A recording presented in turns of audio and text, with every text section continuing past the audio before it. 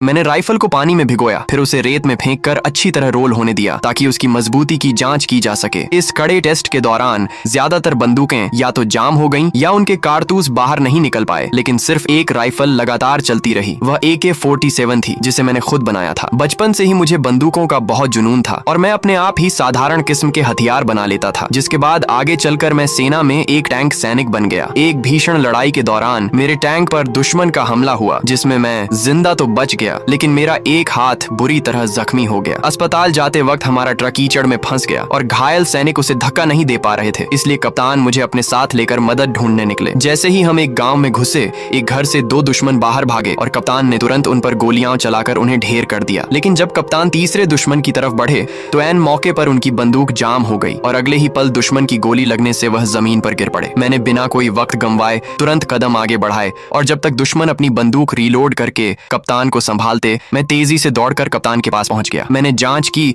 तो पता चला कि गोली किसी नाजुक हिस्से पर नहीं लगी थी और वापसी के पूरे रास्ते में उसी खराब राइफल को लगातार घूरता रहा। उस राइफल की मैगजीन पानी नहीं झेल पाती थी, उसकी स्प्रिंग बहुत कमजोर थी और ठंड के मौसम में वह पूरी तरह जम जाती थी, जिससे उसका जाम होना तय था। गांव वालों की मदद से आखिरकार ट्रक को कीचड़ से बाहर निकाला गया और हम सब आगे का सफर तय करके अस्पताल पहुंचे। वहां डॉक्टर ने मेरी गंभीर चोट को देखते हुए मुझे मोर्चे से हटकर वापस घर जाने की सलाह दी, जिसके बाद मेरे पास और कोई रास्ता नहीं बचा था। घर लौटे वक्त ट्रेन में मेरी मुलाकात एक बूढ़े सैनिक से हुई, जिससे बात करते हुए मैंने अपनी बनाई हुई बंदूकों के स्केच दिखाए और एक भरोसेमंद राइफल बनाने की इच्छा जताई। उसने मेरे हुनर की तारीफ की और मुझे आगे बढ़ने का हौसला दिया, जिसके बाद मैंने तुरंत फैसला किया और बीच रास्ते में ही ट्रेन से नीचे कूद गया। मैं वापस डिपो पहुंचा और हथियार बनाने के काम में जुट गया, जहां मैंने सारे पेचीदा डिजाइनों को हटाकर सिर्फ सबसे जरूरी और बुनियादी हिस्सों को ही पास रखा। दिन रात की कड़ी मेहनत और लगातार सुधार करने के बाद आखिरकार दुनिया के सामने पहली बार AK-47 राइफल का शुरुआती स्केच बनकर पूरी तरह तैयार हुआ। जब डिपो के बाकी लोगों को इस बारे में पता चला